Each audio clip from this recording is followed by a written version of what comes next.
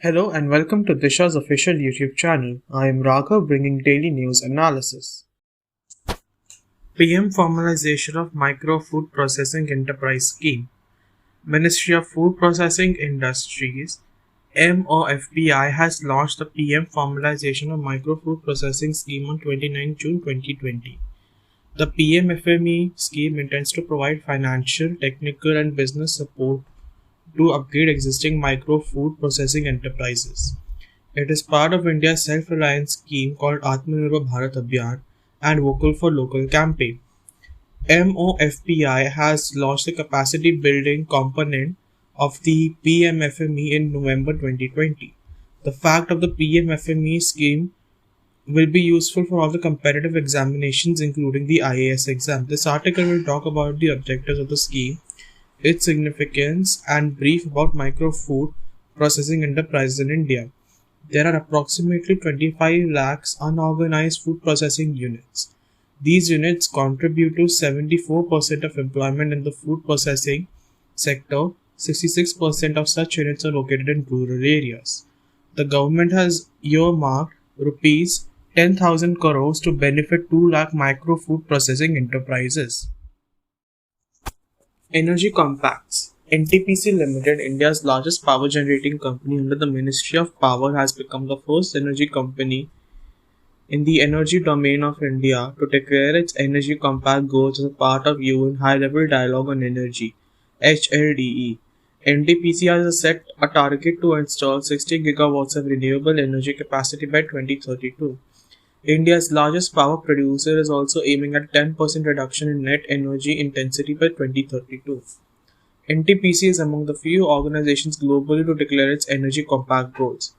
Further, NTPC has declared that it will form at least 2 international alliances groups to facilitate clean energy research and promote sustainability in energy value chains by 2025. The target was unveiled in the recently held Ministerial Thematics Forum for the HDLE event. The commitment from NTPC has been made public on United Nations website as well. The United Nations is set to convene a high-level dialogue in September 2021 to promote the implementation of energy-related goals and targets of the 2030 Agenda for Sustainable Development. NTPC has been taking various steps in increasing its green energy portfolio by adding significant capacities of renewable energy sources. The company had earlier planned to have a minimum 32 gigawatts capacity through RE sources, constituting nearly 25% of its overall power generation capacity by 2032. This development would prove to be a huge boost in the nation's largest energy producer that will also catapult its position in the green energy map of our country. Not-for-profit hospital model study by Niti Aayog.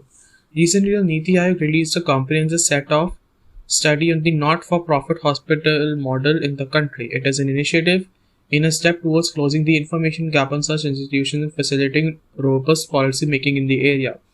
Private hospitals are largely divided into for-profit hospitals, which account for 23.3% of treating ailments, and not-for-profit hospitals, which only account for 1.1% of treated ailments.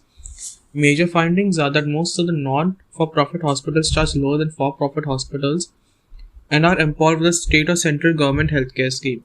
They lower operating costs as compared to for-profit hospitals by putting stronger focus on quality care. They are positioned to cater the unreached and underprivileged population. They have a perception of goodwill through various community engagement programs such as education, hygiene, and sanitation.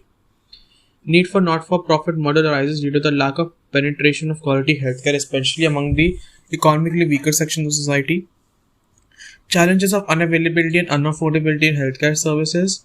India having a lower bed density, 1 per 1,000 population than the rest of the world, and high levels of concentration of hospitalization services in urban areas, where 72% of hospital beds are present.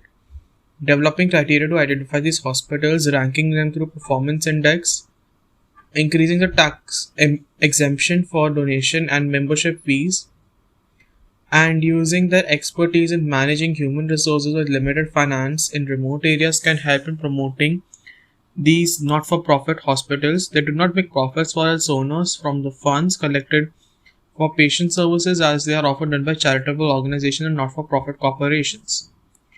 Abhimanyu Mishra 12 age, becomes youngest chess grandmaster in history.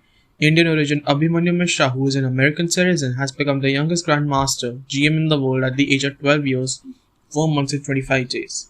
Abhimanyu scored his third and final norm by defeating India's Leon Macadona in the penultimate round of the Vezirkpo GM tournament at Budapest.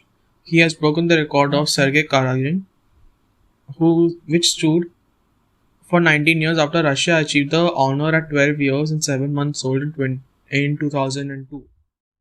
WHO declares China malaria free after 7-decade fight. The World Health Organization (WHO) has declared China malaria free on Wednesday after the country engaged in a 7-decade-long campaign against the disease. This was seen as a huge achievement, and this makes China the only nation in the Western Pacific region to be awarded a malaria-free certification in more than 3 decades. China now joins Singapore, Australia, and Brunei as one of the 4 countries in the region who have eradicated the disease. Malaria around the world. According to the WHO, 40 countries and territories in the world are free of malaria. African nations have the largest share of malaria patients in the world, having 94% of the cases in 2019. In the same year, the worldwide death of malaria stood at 409,000, with most of the victims being children. After being declared malaria free, China has sought to share its techniques with other nations as well.